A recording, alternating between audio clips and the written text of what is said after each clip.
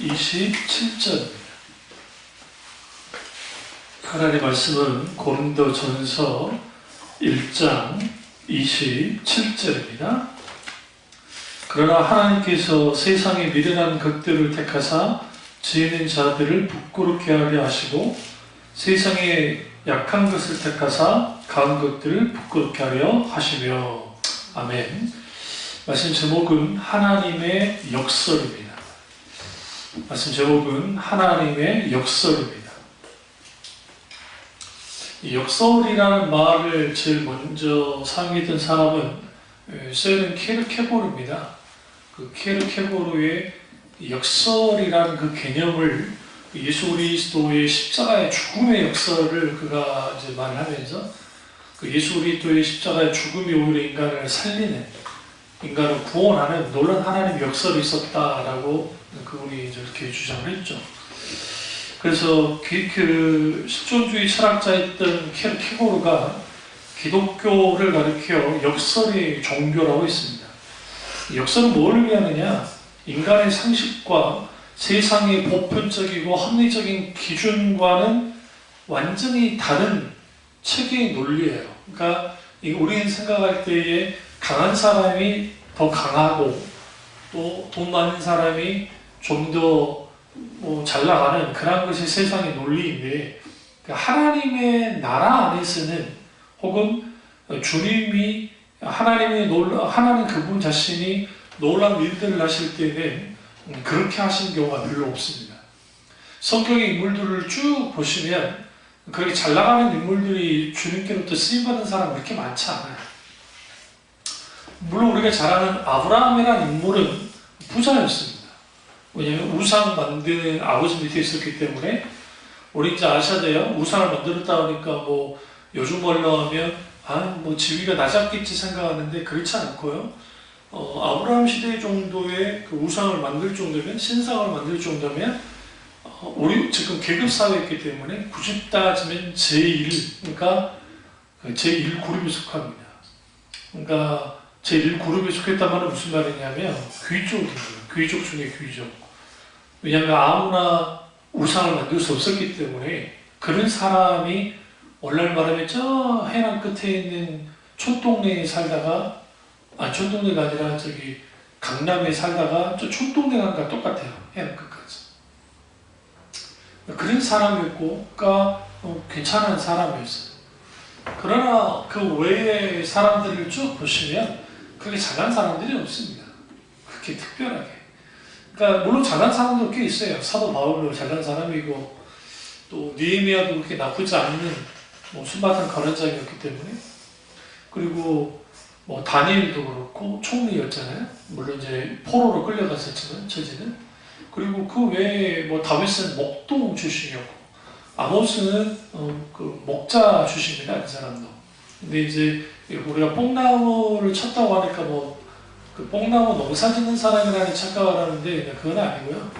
원래 그 목자들은 그 초지가 필요하죠. 이스라엘은 겨울철에, 우리로 말하면 겨울에 해당하는 그때 우기철이에요. 그래서 비가 막 내려서 그냥 풀 한 폭이 없을 것 같은 그런 사막 같은 그런 땅에서 풀이 막 올라옵니다. 그때 근데 양들을 그때 이제 먹이는 거죠. 그때는 목동 일을 해요. 근데 이제 여름이 가까우면 다 그게 사막이 돼버려요. 그러니까 양들을 굶어 죽일 수 없잖아요. 굶어 죽일 수 없으니까 이제 뽕나무 같은 데 가서 일을 도와줘요. 그래서 도와줘서 거기에 나는 풀이라든지, 그리고 또 품삯을 받아서 그걸로 양들을 먹일 수 있는, 그러니까 기본적으로 그들이 죽지 않을 만큼의 먹일 수 있는 것들을 사다가 먹이는 일을 합니다. 그래서 목자는 두 가지 직업을 갖는 거예요. 하나는 말 그대로 목동 일을 했었고, 또 하나는 이제 농사 일을 요즘 말하면 일당 받고 이제 일을 하는 그런 일들을 하는 거죠. 그런 사람이에요. 엘리야 같은 경우도 좀 부자긴 했습니다만은, 엘리사 같은 경우에 2길이나 되는 소를 끌 정도니까 얼마나 밭이 컸겠어요. 그러나 그 외에 그렇게 똑똑한 사람들이 많이 하나님께로부터 쓰임받았던 것 같지는 않아요. 보면은. 그걸 어떻게 알 수 있냐면 성경의 저자들이 약 한 40명 정도 됩니다. 굳이 표현하면. 거기는 왕도 있고 거기에는 선지자도 있고 거기는 제사장도 있습니다. 사사도 있고. 그러나 거기는 또 농부도 있고 또 목동도 있고 그러니까 아주 볼품없는 사람들이 또 그 성경을 쓰는데 되어져요. 어부 출신도 있고 예수님의 제자의 반이 어부 출신입니다.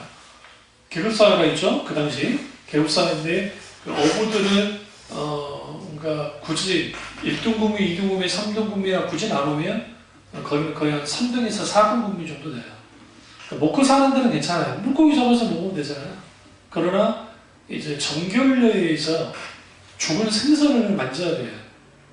어쩔 수 없이 죽은 생선을 만져야 되잖아요. 그러니까 늘 죽은 생선을 만지면 무슨 일이 벌어져요? 부정해지죠. 죽은 거 만지면 부정해지죠. 그러니까 부정한 사람 취급을 당해야 되는 사람이에요. 그러니까 어부라는 것이. 근데 하나님이 그 사람들을 들어서 뭐 했느냐? 이제 하나님께서 이제 그 하나님의 일들을 이루신 겁니다. 그러면 이 파라독스라고 하는 이 역설이라는 게 이게 뭐냐? 하나님이 인간이 되신 거, 그게 첫 번째 하나님의 역설이고, 두 번째는 그 하나님이신 예수, 그러니까 사람이신 하나님이 사람이 되셔서 십자가에 죽으신 그 자체가 하나님의 역설 중의 역설입니다. 그러니까 이 두 가지가 아주 중요해요. 첫째는 하나님이 사람이 되셨다라는 거. 하나님이 사람이 되는 거 말도 안 되거든요. 그런데 그런 일들이 벌어졌어요. 그게 왜 가능했느냐? 하나님은 역설이 하나님이기 때문에 그렇습니다. 인간의 이성과 사고를 뛰어넘어요. 그리고 또 하나는 하나님은 하나님이신 예수 그리스도 그분이 십자가에 죽으신 거, 그것이 역설 중의 역설입니다.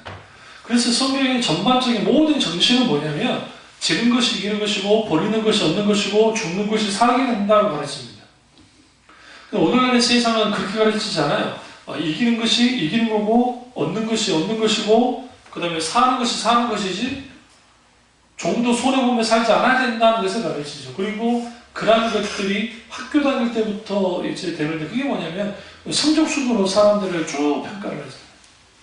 그리고 성적이 좋으면 이제는 인성도 좋다고 생각하는 거죠. 응? 말도 안 되는 그런 논리를 가지고 이제 사람들을 평가합니다. 그러면 우리가 기독교 신앙은 역설적이라고 한다면 우리는 당연히 하나님의 역설이 무엇인지를 먼저 알아야 되고 그리고 우리는 그 역설의 신앙 가운데 굳건히 서야 됩니다. 오늘 본문에서 주님이 이제 보시면 이렇게 말합니다. 24절부터 한번 볼 필요가 있어요. 좀 더 확대하면 21절부터 볼 수 있습니다만 일단 24절부터 보시면 오직 부르심을 받은 자에게는 유대인이나 헬라인이나 그리스도는 하나님의 뭐다? 능력이요 하나님의 지혜니라. 우리 이 말씀을 보면서 우리는 이게 뭐 별로 그렇게 문제가 될 수 있을까? 문제가 돼요. 그 이유는 23절이에요. 우리는 십자가에 못 박힌 그리스도를 전하니 그러면 지금 24절에서 말하는 유대인이나 헬라인에게 말하는 그리스도는 어떤 그리스도예요? 십자가에 못 박혀 죽은 그리스도예요. 근데 그것이 하나님의 능력이고 지혜라는 말이 이게 우리는 지금 2000년이라는 시간적인 어떤 시간적으로 문화적으로 딱 동떨어져 있으니까 뭐 그런가 보다 할 수 있는데 이 당시 그 사도 바울이 그 초대교회 당시 1세기 당시 말씀을 전할 때는 이게 와닿아요. 어떻게 와닿냐면 십자가에 죽은 예수 그리스도가 하나님의 능력이고 하나님의 지혜라는 것은 말도 안 되는 거예요. 유대인의 입장에서는. 뭐냐? 나무에 달린 자마다 저주받은 자라고 분명히 성경에 신명기에 기록하고 있는데 십자가에서 못 박혀 죽은 저주받은 자가 예수님이에요. 근데 그 예수님이 하나님의 능력이고 하나님의 지혜다? 이렇게 파괴하는 거죠. 이 부분을 사도 바울이 역설적으로 말하고 있습니다. 그러니까 여기서 지금 그리스도가 하나님의 능력이고 하나님의 지혜라 할 때는 우리가 메시아 생각하면 막 심판의 주의 생각하잖아요. 심판주의신 메시아 그리스도 심판적인 그리스도 하면 우리는 하나님의 능력 하나님 지혜 다 인정돼요. 근데 지금 사도 바울이 말하고 있는 여기서 말하는 그리스도는 십자가에서 죽으신 그리스도예요.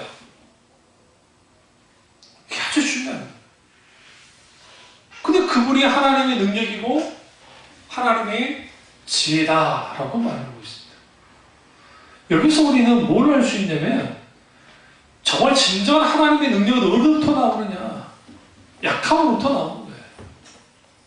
십자가에서 여러분 이걸 십자가를 어떻게 이해하셔야 되냐면 이걸 이제 그 십자가의 관점 여러 관점을 볼 수 있지만 그러니까 삼위일체 하나님이신 그 하나님은 무소부재하시고 정말 전지전능하신 하나님이신데 그 성자 하나님이 가장 어떻게 무력하게 죽은 곳이 십자가예요. 그러니까 하나님 그분의 아주 무력함이 드러나고 있어요. 이 부분에 대해서 안셀름이 뭐라 하냐면 하나님은 바보라 하는 거지, 바보. 어떻게 바보냐? 어떻게 하나님이 무력하게 십자가에 죽느냐는 이게 하나님의 무력함에 대해서 말해요. 안셀름이라는 분이 하나님의 무력함을 말한 게 무슨 하나님을 막 치기 위한 게 아니라 그 하나님의 무력하게 십자가에서 죽으심이 인간을 어떻게 했다? 구원했다. 이거는 죽었다 깨도 사탄은 못해요. 우리 인간도 못해요. 이게 어떻게 가는 건지 아세요? 하나님이 무한히 강하시기 때문에 하나님이 무한히 약한 십자가를 질 수 있었던 거예요. 신학적인 눈이 좀 열리시. 그분이 정말 강하시기 때문에. 그러니까 그분이 정말 약할 수도 있었던 거예요. 그러면 십자가를 잘 떠올려보세요. 십자가에 달리셨을 때 온전히 예수 그리스도 그분만이 성자 하나님만이 담당을 하세요. 성령님은 뭐하고 계셨죠? 지켜보고 계셨겠죠? 하나님 뭐하고 계셨죠? 하나님의 개입이 들어오지 않으셨어요. 만약에 하나님이 거기에 개입이 들어오셨다 한다면 이런 말이 있어야죠. 엘리 라마 사박단이라고 하는 예수님의 신앙 고백과 기도가 나오면 안 돼요. 나의 하나님 나는 어찌하여 나를 버리셨나니까 하나님께로부터 버림받았어요. 이 부분은 서신서에 분명히 말해요. 사도가. 하나님께로부터 버림받은 자들, 죄 없으신 분이 죄 없으신 주님이 죄진 바 되어져서 죄의 짐을 다 담당하셔서 그분이 모든 저주가 다 십자가에 죽었다는 거예요. 하나님께로 버림받은 거예요. 그 버림받은 것이 십자가고 그 십자가에 무슨 능력이 있겠어요? 생각해보세요.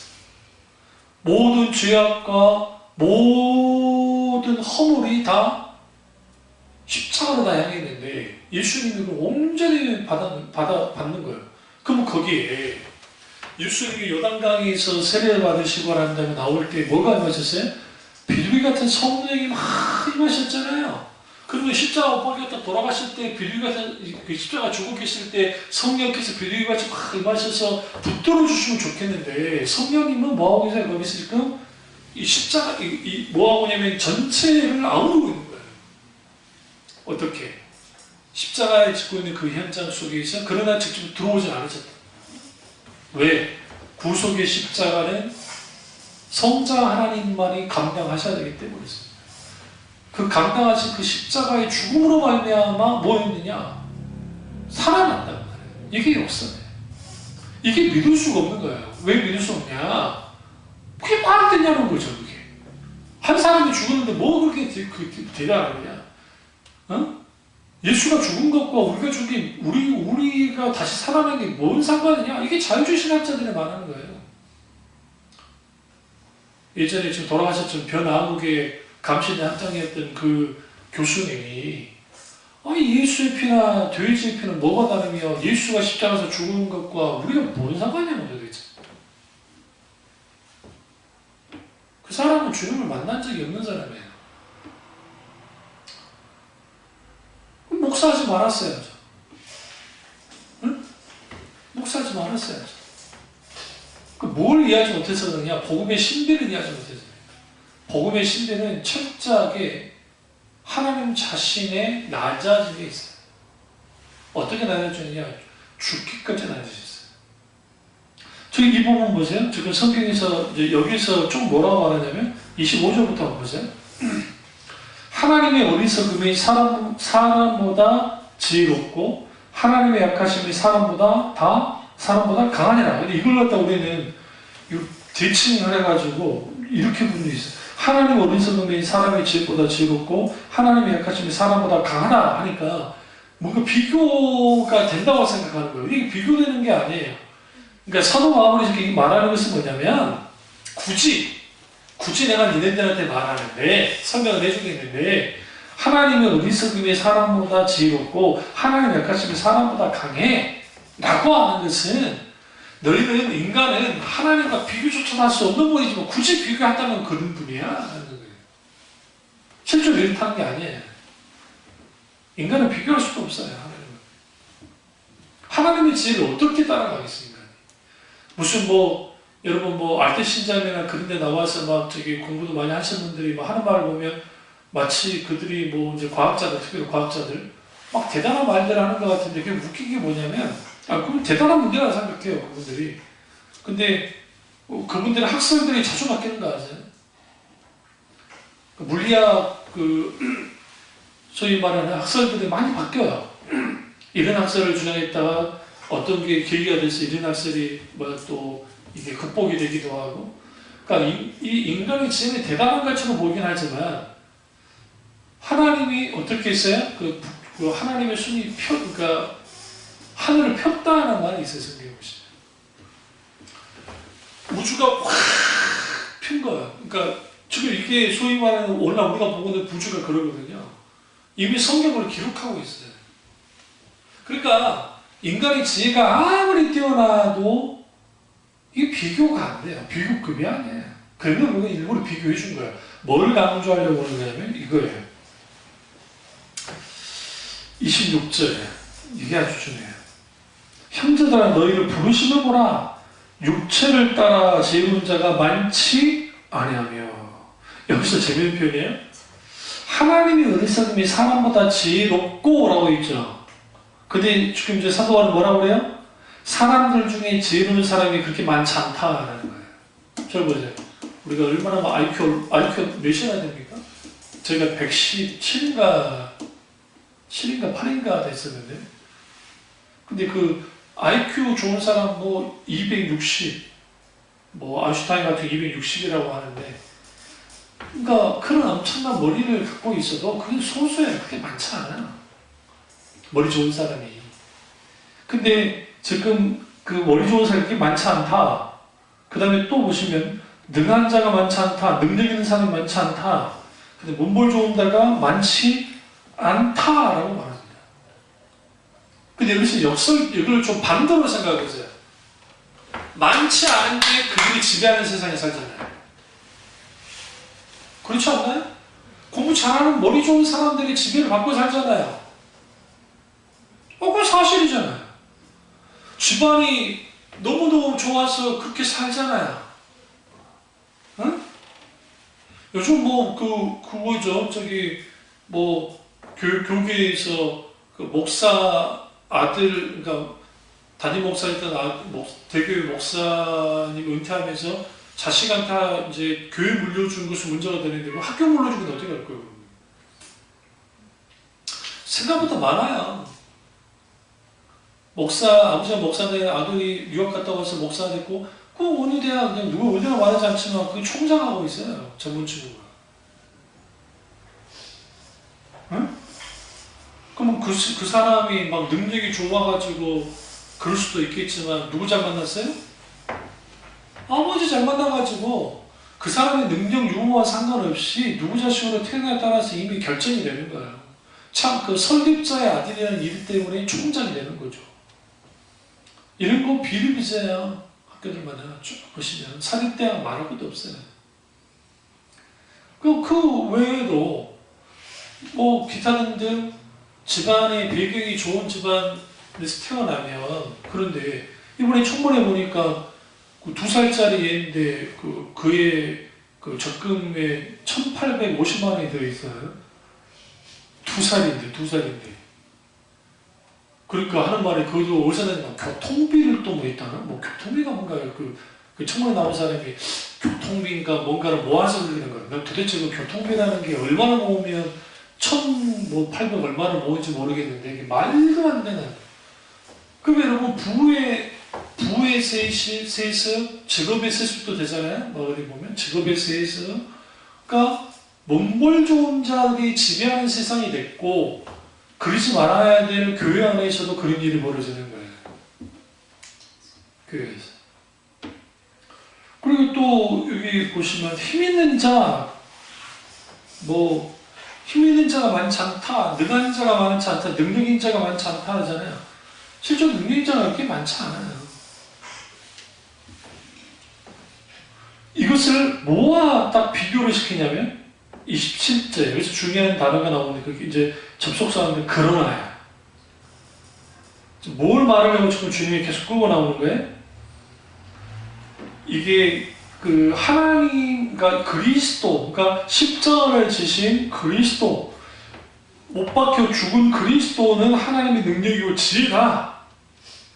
그러면서 비교하면서 하나님 어리석음과 사람의 지혜, 하나님 어리석음이 사람보다 지혜롭다. 하나님의 약하심이 사람보다 강하다. 라는 표현을 썼는데 사실 하나님은 어리석음이 없어요. 그리고 하나님은 사실 약함도 없어요. 제가 표현할 때 예수 그리스도의 십자가에서 약해졌다는 것은 하나님이 존재 자체가 약해졌다는 말이 아니에요. 이건 뭘로 이해하시냐면 저주신 거예요. 아빠가 힘이 많잖아요, 애보다. 그러나 져주는 거예요. 약해서 진 거예요? 아니에요. 사람에서 진 거예요. 그러니까 예수 그리스도의 십자가에서 죽으실 때 그분이 한없이 약해졌다는 말은 뭐냐면 그 사람 가운데 약해졌다는 것이 하나님 그분의 존재 자체가 약해질 수가 없어요. 만약에 그분이 존재 자체가 약해진다고 한다면 그건 하나님이 아니에요. 하나님 그분이 어느 소금이 있다면 그게 아니에요. 이걸 일종의 뭐라고 표현하냐면 언어 유희예요. 언어 유희. 사도 바울은 언어 유희를 쓰는 거예요. 사람들이 이해하기 쉽게. 뭘 말하려고 하냐면 하나님의 어리석음과 하나님의 약함을 말하는 게 아니라 몽골 좋은 사람 그렇게 많지 않고 그리고 소위 말해 지혜로운 사람이 그렇게 많지 않고 능력 있는 사람이 그렇게 많지 않다. 그렇지만 하나님은 어떻게 하느냐, 이 세상이 널린 게 지혜롭지 못한 것들이 많고 그 표현을 쓰진 않았지만 약한 자가 많고 그렇단 말이에요. 근데 하나님은 뭐 하신다? 세상에 27절에 보시면 하나님께서 세상에 미련한 것들을 택하사 지혜 있는 자들을 뭐하고 부끄럽게 하시려 하시고 세상에 약한 것들을 택하사 강한 것들을 부끄럽게 하려 하신다라고 말합니다. 이게 기독신앙의 진수예요. 그러니까 오늘날 그 숫자 논리, 그 다음에 돈의 논리를 가지고 막 밀어붙인단 말이에요. 그리고 교회가 세력화되어지고 그걸 통해서 이제 뭔가 되는 것처럼 뭔가 이루어냅니다. 실제로 이루어져요. 그럼 그 정도의 인적 자원과 물적 자원이 있기 때문에. 근데 문제는 뭐가 문제가 되어지냐면 그것이 과연 하나님이 하신 것인가? 그렇지는 않습니다. 그렇지는 않습니다. 여기서 중요한 표현이 있어요. 그게 뭐냐면 택하사에 집중하셔야 돼요. 택했다. 하나님이 누구를 택하느냐? 미련한 것을 택했다. 뭘 택했느냐? 약한 것들을 택했다. 약한 자들을 택했다는 거예요. 하나님은 그렇게 택하심을 통해서 하나님의 뜻을 이루어요. 왜 그래요? 잘난 놈을 세워놓으면 자기가 잘난 줄 알아요. 자기가 잘나서 다 되는 줄 안다. 저는 왜 우리 이삭이가 한 번에 대학 안 붙은 것에 대해서 감사해요. 왜 그런 줄 아세요? 그럼 지가 잘나서 붙은 줄 안다는 거예요. 우리 딸내미처럼 너무 다이나믹해도 문제가 있지만 하나님이 하신 일들을 봐야 돼. 그래야 거기로부터 뭐가 있게 되어지냐면 교만해지지 않고 오늘날 세상 사람들은 나 잘난 맛으로 살잖아요. 남이 잘난 맛으로 삽니까? 아니면 나 잘난 맛을 살아요. 특히 대한민국 사회에서는 더 그래요. 어디 가면서 너 어디 사냐? 몇 평이 사냐? 무슨 아파트인데? 너 출신지가 어디야? 너 어느 대학 나왔냐? 너 직장은 어떻게 되냐? 너 뭐 어떻게 하느냐? 물어요. 왠 줄 아세요? 네가 얼마나 잘나는지 보자는 거예요. 그리고 거기서 뭐예요? 자기보다 못나면 내가 이제 우울감을 갖는 것이고, 나보다 좀 잘났다 싶으면 그때는 뭐 더 이상 또 안 하는, 그게 이 세상이잖아요. 그 세상 논리가 교회 안에 쭉 들어갔어요. 그래서 어떤 분이 그 대형교회에 다니는 분인데, 이해 못할 건 아닌데, 그 사자 직업이 있는 사람들, 지들끼리 사자 직업 하는 사람들끼리 모여가지고 일종의 그룹을 만들고, 네? 그 의사는 의사들끼리, 변호사는 변호사들끼리, 또 검사는 뭐 그쪽으로, 법조는 법조로 끼고, 또 기업인들은 기업인들끼리 모이고, 그래서 그렇게 해서 막 자기들끼리 모임을 갖는다는 거예요. 이해 못할 것 아니란 말은 뭐냐면, 같은 직업군에 있는 사람들이 그래도 같이 신앙생활 하면서 모여서 교제하는 게 뭐라 하겠어요. 그건 뭐 그건 나쁜 건 아니니까. 근데 문제는 뭐냐면, 그런 것들이 일종의 힘의 세력화가 되는 거예요. 교회 내에 뭘 가지게 되냐면 일종의 서열이 이제 만들어지는 거예요. 그 서열이 만들어지면 그게 보이지 않는 그게 이제 이게 간격이 생겨요. 자기들만에. 그러니까 그런 것을 통해서 자기들이 누리는 거예요. 아주 오래서부터 했더라는 겁니다. 저희 때도 제가 그 모교에 있을 때 모교에 그 청년들이 한번 들고 일어난 적이 있었는데, 그게 뭐냐면 청년부와 대학부를 나누기 애매했기 때문에 숫자가, 왜냐면 방학 때는 50명 이상 뭐 50명 60명 됐다가 대학 방학 때 방학이 끝나면 올라오잖아요.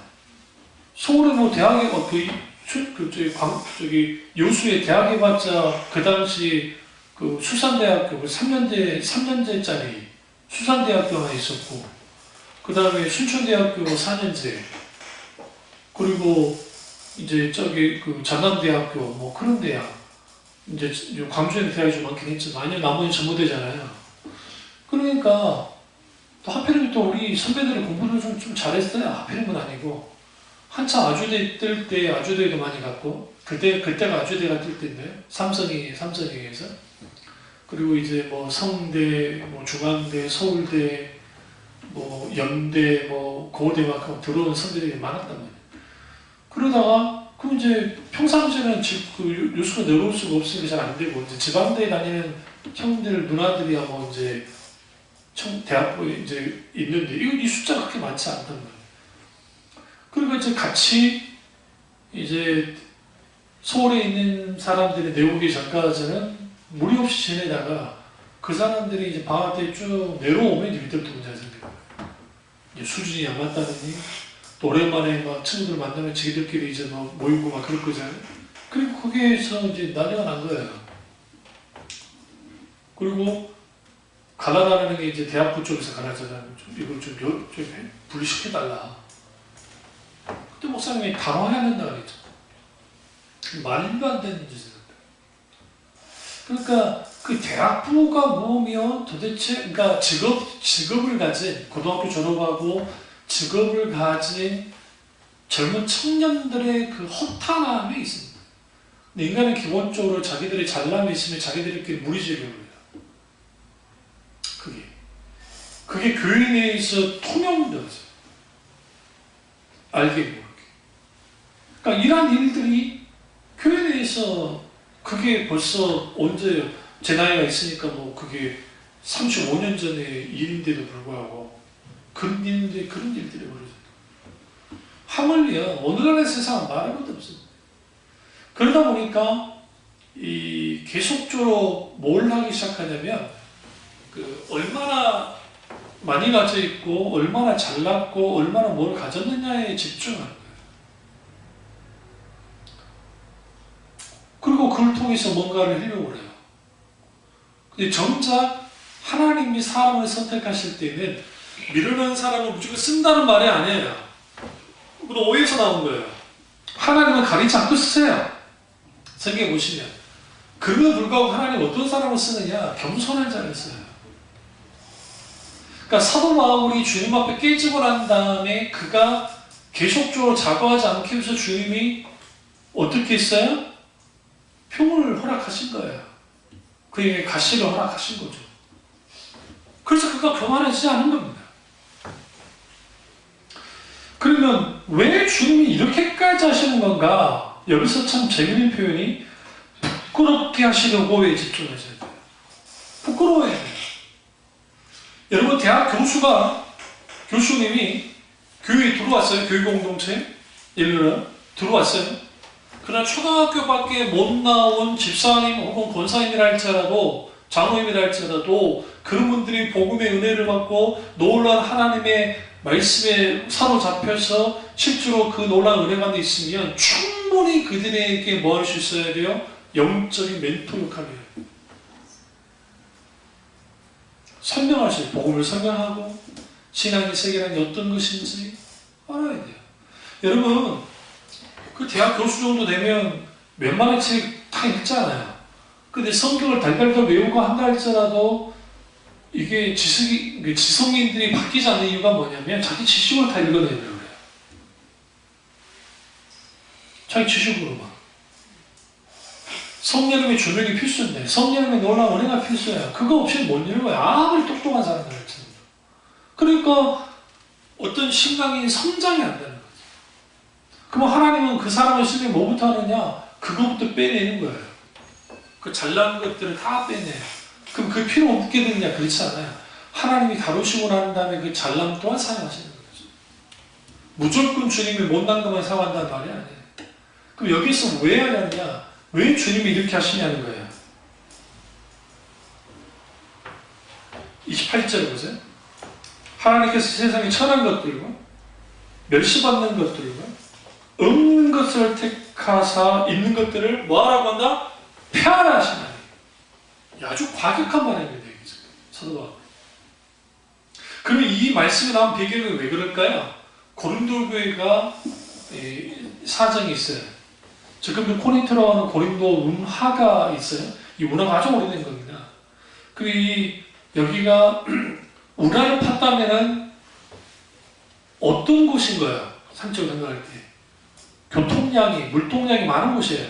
물동량이 많다는 것은 그만큼 사람들이 왕래하고 물건도 왔다 갔다 많이 하고 상거리가 활발하다는 것이고, 상거리가 활발하다는 것은 거기에 부자들이 많이 나왔겠죠? 저기 먹고 사는 문제 별로 없으니까 고린도 지역 자체가 아주 부자예요. 로마 영토 안에 들어가긴 했지만 그리스 지역 중에, 그러니까 이건 더 활성화된 거예요. 근데 여기에는 넘쳐나요. 귀분들은 넘쳐나고 돈 많은 사람들은 넘쳐나요.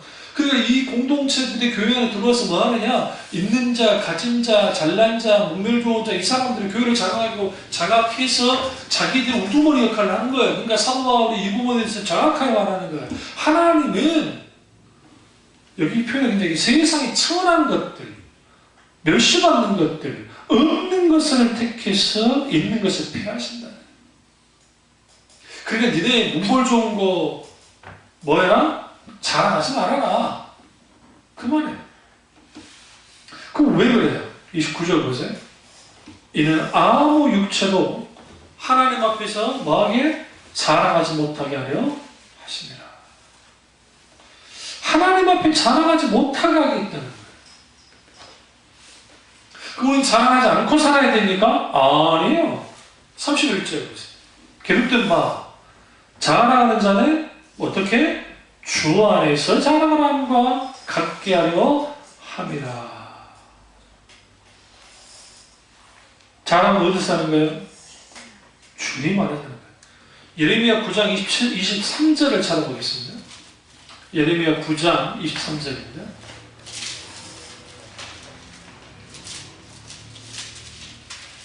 예레미야 9장 23절. 여호와께서 이와 같이 말씀하시되 지혜로운 자는 그 지혜를 자랑하지 말라. 용사는 그의 용명을 자랑하지 말라. 부자는 그의 부함을 자랑하지 말라. 자랑하는 자는 이것으로 자랑할지니 첫째, 보세요. 곧 명철하여 나는 아는 것. 첫 번째. 두 번째, 나 여호와는 사랑과 정의와 공의를 땅에 행하는 자를 깨닫는 것이다. 두 번째, 나는 이 일을 기뻐하노라. 여호와의 뭐니라? 말씀이니라. 이 표를 이제 예수님은 어떻게 사도바울은 뭐라고 어떻게 이제 했냐면 이걸 예수님께 적용을 시켜요. 그게 이제 그대로 잡고 있으세요. 고린도전서 1장 이제 읽었던 30절 보세요.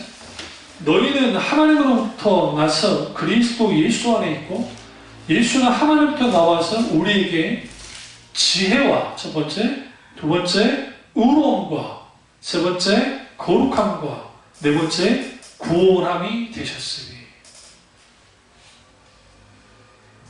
무슨 말입니까? 예수님이 하나님께서 나와서 우리에게 지혜와 의로움과 거룩함과 구원함이 되셨다.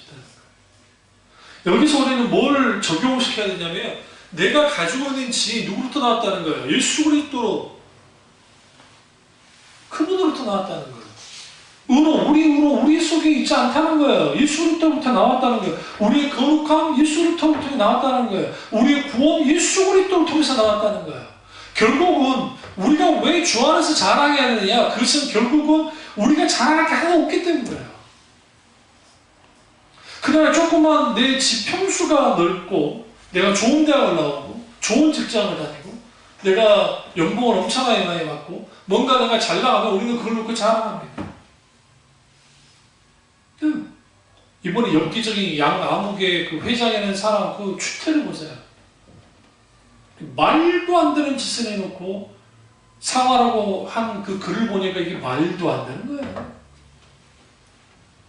요즘에 이걸 자기 유체이탈 화법이라는 표현을 쓰는데 자기와 관계없는 그런 식으로 지가 뭐가 잘못했는지에 대한 건 없고 잠깐 지가 교만함에 빠져서 뭐 어떻게 해도 그 웃기는 소리예요. 진짜 반성하는 사람이 아니에요. 그럼 왜 그럽니까? 그 젊은 나이 저보다 나이가 어리던데 보니까 그 회장이라는 사람이 저보다 나이가 어리던데 소위 말하는 젊은 나이에 어쨌든 성공을 하고 막 돈을 벌으니까 이게 아나무인이 된 거예요. 자기 위에 누구도 없고 누구도 없는데 그 인맥이 얼마나 쌓겠어요. 그게 힘이 되는 거예요. 인맥이 힘이 되고 뭐가 힘이 되고 다 힘이 되는 거죠.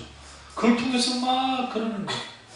하나님이 가장 경멸한 인간이 누구냐? 교만한 자들이에요.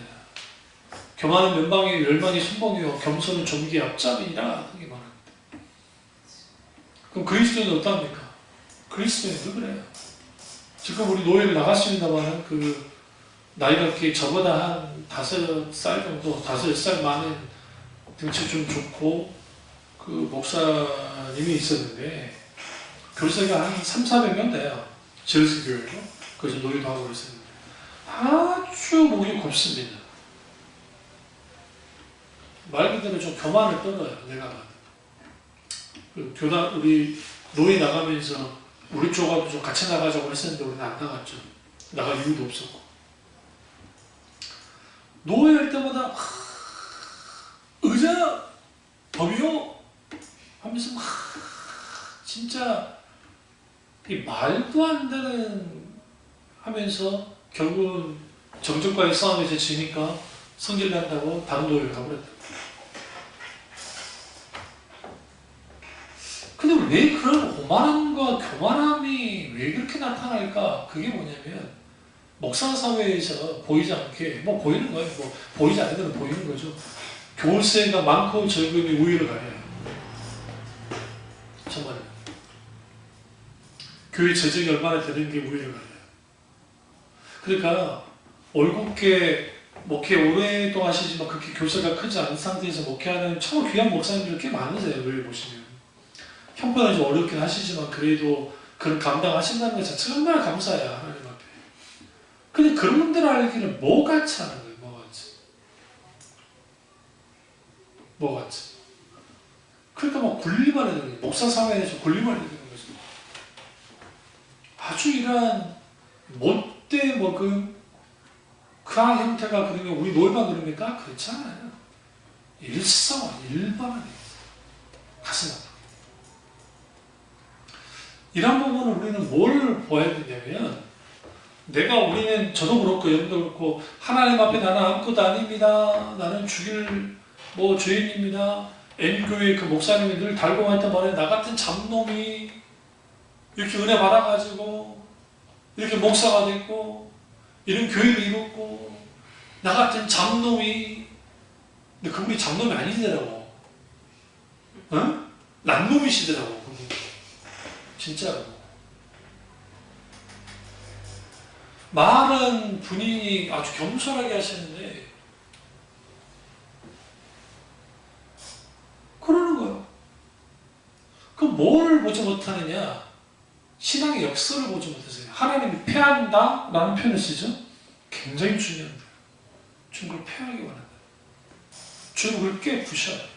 뭐 하려고? 하나님 앞에 감히 뭐 하지 못하게? 자랑하지 못하게. 근데 예레미야를 통해서 다시 예레미야를 가보시면 9장 23절에서 자랑하지 말라 이렇게 하다가 24절에 첫 번째 명철하여 나를 아는 거, 이게 아주 중요합니다. 이 세상에서 여러분 뭐 수학 문제 잘 풀고 영어 문제 잘 풀고 국어 문제 잘 풀고 수능 잘 풀어서 좋은 대학 가고 좋은 직장 가는 것도 좋겠지만 인간에게 필요한 것은 명철이에요. 이 명철이라는 단어가 뭐와 관계가 있냐면 이거는 wisdom, 지혜와 관계가 있어요. 그러니까 그 지혜, 하나님이 주신 지혜가 있어요. 그 지혜 가운데 뭐가 있게 되면 명철이 있고 그 명철함이 있어야 분별하게 생겨요. 그러니까 지혜와 명철과 분별은 같이 가요. 따로 가지 않아요. 우리 명철하면 막 머리가 뛰어난 거, 뭔가 뛰어난 거, 단순한 그런 차원의 것이 아니에요. 그게 아니라 하나님의 지혜 가운데 명철함이 보여져요. 깨닫게 되죠. 근데 누구를 알게 된다고요? 하나님을 아는 거예요. 그게 뭐라고요? 이게 자랑할 만한 거라는 거예요. 하나님을 아는 것이 자랑할 만한 것이다. 여기서 안다는 것은 정보로서 아는 걸 말하지 않아요. 인격체신 하나님을 성령의 조명과 성령의 역사 가운데 경험함으로 아는 거예요. 그것이 우리 가운데 자랑거리가 되는 거예요. 내가 매 순간순간 하나님을 경험하고 하나님과의 관계 속에서 뭐 하는 거예요? 하나님을 알아가는 그것이 나의 자랑이라는 거예요. 나는 우리 주님 이렇게 만났고 그 하나님이 이렇게 내 인생을 이렇게 하셨다고. 근데 간증들을 들어보면 내가 하나님 이렇게 만난 것까지는 참 좋은데 이것 때문에 내가 부자가 됐고 내가 건강이 좋아졌고 내가 뭐가 다 좋아졌고 하나님이 잘되고 자녀가 복이받고 이 뭐 교회가 성장하고 다 잘됐다는 거예요. 그냥 당신들도 예수 믿어서 팔짝 고치시라고. 뭘 자랑하는 거야? 처음에는 하나님을 자랑했을지 모르지만 후에는 내가 잘나게 된 것 때문에 자랑한단 말이에요. 사람들 눈이 다 의를 향해요. 그 사람이 자랑하는 것에 화해하는 거예요. 누구는 온당한 데 없어요? 예수 그리스도 혹은 하나님은 온당한 데 없어요. 이게 문제인 거예요. 두 번째는 뭘 자랑합니까? 나 여호와는 사랑과 정의와 공의를 땅에 행하는 자를 깨닫는 것이다. 제가 지금 개나주 목사님 책 가운데 나는 신앙꿈 이렇게 했었다라고 하는 그 책이 있는데 제가 그 책을 읽으면서 부끄러웠어요. 왜 부끄러웠냐면 그 책 자체가 아주 너무 귀한 거예요. 너무 귀해. 나를 한번 돌아보기도 하고, 그리고 뒤로 갖추고 그 신학적인 깊이, 물론 그 책 안에 그 어마어마한 신학의 그 세계를 다 집어넣을 수는 없어요. 그러나 그 책을 쓸 때에 그 목사님의 아주 고뇌와 깊은 어떤 또 뭐 묵상과 통찰과 고민과 그런 흔적들이 보여요. 흔적들이. 그러니까 그걸 쫙 해도 쉽지 않아요. 그렇게 쓴다는 게 그게 대한민국에 그런 분이 있다는 게 감사한 거예요. 왜 그러냐면 외국 저서 이제 외국 목사님들 저서를 좀 비하하자는 게 아니라 외국 목사님들은 어떤 글을 쓰냐면 참 읽기 쉽게 써주세요. 그러니까 그렇게까지 별거는 아닌데 그걸 아주 잘 풀어 써줘요. 뭐 아닌 분도 꽤 있어요. 뭐 로이존스 목사님이라든지 이제 안토니 후쿠마라든지 뭐 이런 분들 대학자들 그분들 빼놓고 이제 일반적으로 봤을 때 대한민국에 있는 교수님들은 아주 글을 잘 써요. 그런데 이제 뭐가 이제 안 되어지냐면 어려운 일에 사는 데 아니는 거예요. 절대로 신학적으로 뒤처지지 않습니다. 우리나라의 신학대 교수님들이 실력들이 있으시다고. 제가 예전에 대학원에 있을 때 그분이 자유주의자이긴 하지만 몰토만 교수님이 내한한 적이 있었습니다. 우리 학교로. 그래서 내한에 있을 때 직접 이제 심포지엄에 참여를 했어요. 그걸 쭉 들어봤어요. 희망의 신학이라는 것을 가지고 있었는데, 그때 내 동기들이 막 뭐라 했죠. 이거는 좌파적이라고 하는 그런 거 말든가 일단은 들어보겠다는 거죠. 근데 그분이 아주 겸손하시더라고요. 그 대학자. 그러면서 성령님에 대하여 그리고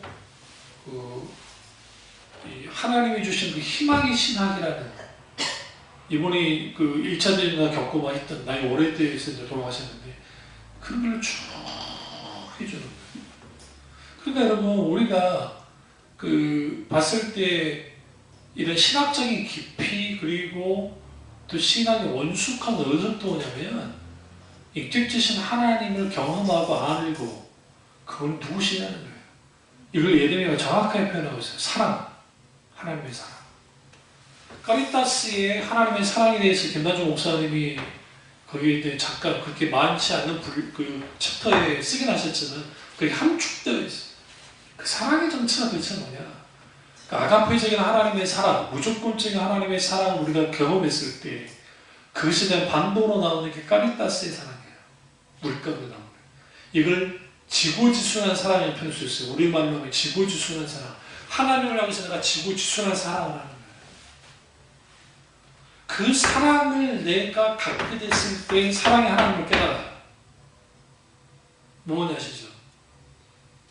우리가 하루아침에 하나님을 사랑을 깨닫는 경우는 없어요. 사실. 또 하나는 정의와 공의를 땅에 행하는 데다. 이걸 저스티라고 하는 이 정의 문제, 공의 문제라고 할 때는 이 두 가지를 보셔야 돼요. 그러니까 하나님은 이 땅에서의 정의에 대해서 분명히 말했어요. 아모스서를 보시면 재판관들을 향해서 주님이 아주 분노하셨어요. 그들의 뇌물 받고 변개시키고, 그러니까 오늘날에 지금 변호사 일을 하고 있는 분들 그리고 법조계에 있는 분들 아주 조심해야 될 게 그분들 중에 크리스찬이라고 한다면 정말 법 양심에 맞게 그리스도의 정신을 가지고 판결을 내는 판사도 마찬가지로 그러지 않고 자기들끼리 뭔가 정략적인 선택, 정치적인 이유, 돈과의 주체관계 아니면 기타 그런 것을 통해서 하잖아요. 하나님은 그것에 대해서 아주 분노하셨어요. 또 하나는 속이는 저울이었어요. 속이는 저울이란 말은 무슨 말이냐면 일종의 장사를 하는데 이게 완전 사기를 치는 거예요. 하나님이 그것에 대해서 얼마만큼 보낼지 모르고 또 하나는 고리대금업자들이에요. 여러분 이스라엘에서는 고리대금업자가 있을 수가 없어요. 근데 그들이 횡행했단 말이에요. 그걸 알면서도 뇌물 받고 눈을 가려줬어요. 그 무슨 일까지 벌어졌느냐? 이제는 집 팔고 논 팔고 옷도 팔고 그나마 그게 안 되니까 이제 자식 새끼 팔고 그것도 안 되니까 마누라 팔고 그 다음에 또 마지막으로 누구 팔아요? 자기 자신을 파는 거예요. 그런 일이 아모스 시대에 벌어졌단 말이에요. 그러니까 아모스 선지자가 불같이 일어나서 하나님의 고유에 대해서 말하는 거예요.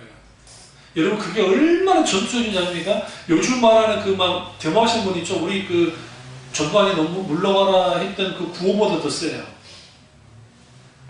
무슨 말이냐면 아주 대놓고 그 부분에 대해서 말했어요. 사회 정의에 대해서. 그 사회 정의를 말할 때에 소위 자유주의자들이나 인권운동하는 사람들이 말하는 사회 정의를 말하는 게 아니에요. 그게 아니라 하나님이 다스리는 나라는 하나님의 왕국에서 이런 일이 벌어질 수 없다는 거예요. 그 무기라는 것 자체가, 무기라는 것 자체가 뭐냐? 이게 신앙적인 유기, 그러니까 그 소위 말하는 뭐라고 해요? 그 직무유기라는 거예요. 신앙의 직무유기는 결국은 너희는 뭐 하는 것이냐? 이건 하나님께 다야 한 것이다는 거죠. 그래서 하나님의 공의를 선언하는 거예요. 근데 여러분, 이 아모스 선지자가 이게 얼마나 강렬했냐면 그 설교를 듣는 사람들이 다 분노할 수밖에 없어요. 당연히 정치 지도자들과 종교주의자도 어떻게 하겠어요? 아모스 죽이로 들죠. 전승이 하면 그래서 죽었어요. 그래서 전승이 하면.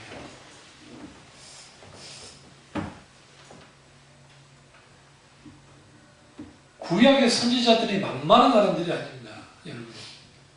그러니까 정보와 연합했던 선지자들이 있었어요. 이걸 궁정 선지자라고 그러는데, 궁정 선지자들은 월급 누구한테 받아요? 왕으로부터 받기 때문에 바른 말을 못해요. 그 나단이나 뭐 가시다, 이 다윗 시대에 있었던 그 선지자들 있죠. 와서 막 했죠. 그들 중에 무명의 선지자들이에요, 주로. 무명의 선지자인데 다윗이 받아들이죠. 들길을 열고. 그러니까 다윗이 위대한 왕인 거예요. 우리가 잘 아는 엘리야라는 그 선지자가 우리 생각에 뭐 대단한 선지자라고 생각하잖아요. 근데 여러분, 엘리야는 그렇게 대단한 사람이 아니에요. 그 시대에 그렇게 이름이 있는 선지자가 아니었다. 근데 하나님이 그를 불렀었어요. 그리고 하나님의 입력을 했단 말이에요. 왕을 향해서 이세벨을 향해서 말하지 않습니까? 하나님이 오라고. 그래서 이후에 그가 위대한 선지자가 된 겁니다. 그러니까 우리는 착각하는 게 처음부터 엘리야가 위대한 왕이, 위대한 선지자였고 위대한 선지자로서 활동했다고 생각하는 게 큰 오산이라고요. 이름 없는 선지자였어요. 그 외에도 성경에 나와 있는 선지자들 대단한 수가 이름 없는 선지자들입니다. 그들이 나와서 뭘 하느냐? 하나님이 이런 분이시다라는 분명히 알려요. 그리고 너는 회개하고 돌이키고 주께로 돌아오라. 결국 그렇게 돌아오지 않게 되면 하나님의 심판이 있다.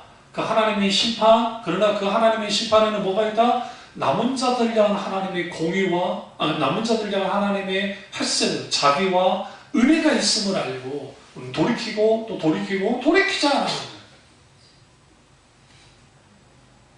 역설적에도 하나님의 역사를 움직이시고 하나님의 교회를 움직이시고 하나님의 놀라운 일들을 이루실 때 하나님 그분이 하고자 한 일들을 이룰 수 있는 자들을 주님을 선택해요. 그 사람이 잘났고 못났고 다 떠나서. 그래서 아놀드 토인비가 뭐라고 말했냐면 역사는 창조적인 소수에서 움직여졌지 결코 다수에서 움직인 적이 없다. 그럼 왜 그러느냐? 결국은 하나님은 하나님의 사람들 중에 창조적 소수를 찾습니다. 그리고 그들을 통해서 하나님의 일들을 이루어요. 그런데 그것은 뭐에 의해서 가능한 거냐? 하나님의 역설에 의해서 가능한 거예요. 하나님의 역설 가운데서.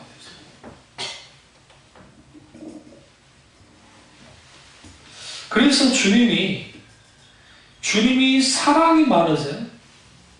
그 사랑이 많으신 하나님이 우리 가운데 뭐 하시는 분이냐? 그분이 사랑의 하나님 것을 드러내시고 사랑과 정의와 공의를 땅에서 행하는 줄을 깨닫게 하신다는 거죠. 여기서 더 연장으로 보실 게 뭐냐면 25절과 26절 예레미야 10장 25절과 26절 여호와의 말씀이니라 보라 날이 이르면 여기 성경 읽으실 때 보라라고 하는 감탄사가 나오잖아요. 그러면 이게 아주 중요한 거예요. 이게 지금 하나님이 원명을 내리는 거예요. 굳이 따지면 할례 받은 자와 할례 받지 못한 자를 내가 다 벌하리니. 이게 무서운 말 아니에요? 할례 받은 자와 할례 받지 못한 자를 내가 다 벌하리라는 거예요. 여러분 성경에 반가로 일본이 되는지 모르겠는데 그걸 한번 보시면 뭐라고 이거는 이제 다른 사본에 이렇게 번역했다는 거예요. 할례를 받았어도 마음으로 받지 아니한 자를 내가 다 벌하리니 라고 되어 있는 거예요. 우리는 신약에서 마음의 할례에 대해서 말하고 있다고 착각을 하는 거예요. 그렇지 않아요. 구약에서도 이미 마음의 할례에 대해서 말하고 있어요. 이스라엘 사람들은 나온 지 8일 만에 할례부터 행해요. 모든 남자들은 할례 흔적을 갖고 있어요. 몸에 남은 언약의 흔적이에요. 그래서 나치가 유대인을 판별할 때에 남자들 다 아랫도리를 다 벗겨 있어요. 그래서 거기에 올라가는 포경수술 흔적이 있으면 다 잡아나가 죽인 거예요. 응? 왜? 유대인 남자들은 다 할례를 행했기 때문에. 근데 이게 왜 중요하냐면 사도 바울이 디모데라든지 헬라파 유대인들을 성전으로 데리고 들어온 적이 있습니다. 성전으로 데리고 들어왔을 때에 그때 난리가 난 거예요. 왜 난리가 났냐면 할례 받지 못한 자를 성전으로 들어온다고. 그러니까 바울이 이미 이걸 알고 이미 미리 전에 할례를 해요. 디모데도 다 할례를 해놨단 말이에요. 헬라파 유대인들 할 필요가 없었는데 불구하고. 왜? 그냥 불필요한 충돌을 원치 않았고 또 하나는 그들에게 빌미를 줄 수가 없기 때문에 그런 거예요. 그런데 그렇게 해서 들어갔을 때도 난리가 났어요. 그럼 뭐가 중요하느냐? 그들에게 있어서 할례 자체가 중요해요. 마음의 할례가 중요한 게 아니라 내 몸에 지금 흔적이 있는 게 중요한 거야. 그게 그들의 자랑이에요. 여러분, 할례의 흔적이 뭐냐? 그들의 오늘날 말하면 특권이자 그리고 권한이 돼요. 권한이자 아브라함의 후손이라는 자부심이라는 거예요. 그것에 대해서 하나님이 뭐라 합니까? 할례 받았든 안 받았든 내가 다 벌할 거야. 마음으로 할례 받지 않는 자는 내가 벌할 거다. 주님 말씀. 그리고 이렇게 말하죠. 쭉 보지만 26절 쭉 이제 애굽, 유다, 에돔, 암몬, 모압, 광야의 삶에서 살적을 깎은 자들에게라 무릇 모든 민족은 할례를 받지 못하였고 이스라엘은 마음의 할례를 받지 못하였느니라 하셨네요. 이게 무슨 말일까요? 모든 민족은 할례를 받지 못해. 다 할례 받지 않았죠. 근데 포경수술이야 그냥 하는데 요즘은 포경수술을 유럽에서 안 해요. 불풀이하라고. 우리 이삭이 때가 한참 유행했어요. 아이들 포경수술 그때 그게 유행했는데 그가 별로 큰 의미 없다고. 큰 의미. 요즘 같은데. 그런데 이 모든 민족은 할례를 받지 못했어요. 그런데 이스라엘은 마음의 할례를 받지 못하였느냐 하셨느냐. 이게 아주 무서운 말씀이에요. 왜 무서운 말씀이냐면 그들이 몸으로는 할례를 받았을지 모르지만 흔적이 있을지 모르지만 마음으로는 할례를 받지 않았다는 거예요. 그렇게 뭐 한다 했어요 주님이? 멸하겠다고. 주님이 어떻게? 벌하겠다고 했잖아요. 여기서 우리가 신앙생활 할 때 분명히 명심해야 될 게 뭐냐면 내가 잘났건 못났건 헌금을 많이 하건 못하건 내가 지위가 있건 없건 내가 목사이건 어떤 직분이 있건 그건 상관없이 교회가 교세가 크고 해서 상관없이 우리 주님 앞에 목이 고는 백성처럼 높아서는 안 돼요. 자랑하더라도 어디 안에서 자랑해야 돼요? 주님 안에서 자랑해야 돼요. 뭘 자랑해야 돼요? 그분을 아는 것, 그분이 사랑이 하나님인 것을 깨닫는 것, 정의 하나님인 것을 깨닫는 것, 공의 하나님인 것을 깨닫는 것, 그것을 자랑해야 돼요. 결국은 한마디로 말하면 하나님 그분을 자랑해야지 다른 걸 자랑할 게 하나도 없다는 거죠. 그래서 사도 바울이 본문에서 분명하게 뭘 말합니까? 자랑하는 자는 주 안에서 자랑함과 같게 하려 함이라. 결국은 우리에게 필요한 게 뭐냐? 하나님의 역설의 신앙인데, 하나님의 역설인데, 하나님의 역설적인 신앙이 되어지려면 결국은 이거예요. 예수님의 가르침 속에 누구든지 큰 자가 되려면 누구를 어떻게 하나? 적은 자를, 소자를 섬겨라 주님 말씀하셨고, 팔복에서 핵심은 이게 다 주님이 다 꼬아놨어요. 심령이 가난한 자가 거기에 있대요. 애통하는 자가 거기에 있대요. 의유주의고 목마른 자가 복이 있대요. 핍박받는 자가 복이 있대요. 이게 여러분 그 당시 사람들에게 이해가 되지 않는 거예요. 근데 주님이 그 부분을 말씀하고 있어요. 누구든지 살고자 하는 죽겠고 죽고자 하는 자는 살리라 라고 주님 말씀하시죠. 살아난 거예요. 너희가 섬김을 바꾸고자 하면 섬기는 자가 되고 모든 것은 역설적으로 다 바꾸어졌어요. 왜 그랬습니까? 이게 하나님 나라의 원리예요. 역설의 원리가 정상적으로 실제로 작동되는 것이 하나님 나라의 원리예요. 그게 교회에 이식되어져야 돼요. 교회가 하나님의 나라는 아닙니다. 분명히 말씀드리지만 어떤 목사님이 그래 보니까 교회가 하나님의 나라라는데 아니에요. 하나님의 나라는 눈에 보이게 있지 않아요.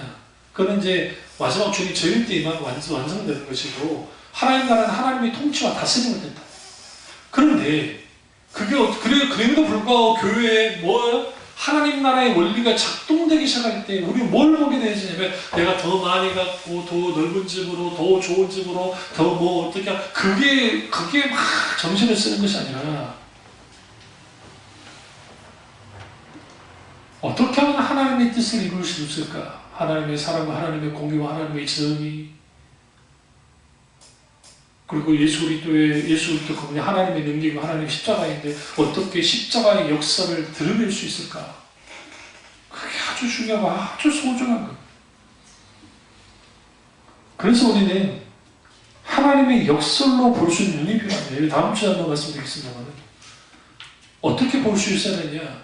우리 앞에 있는 고난, 시험, 문제 이것을 하나님의 역설의 관점으로 보기 시작하면 단순히 적극적 사고방식의 본영주의에서 말하는 이게 화가 복이 되고 그런 차원의 것이 아니에요. 그 역설적으로 우리 고난을 딱 보게 될 때 이게 뭐냐? 하나님의 또 다른 우리를 다루시는 손길이 되는 거예요. 그리고 거기에서 뭐가 되느냐?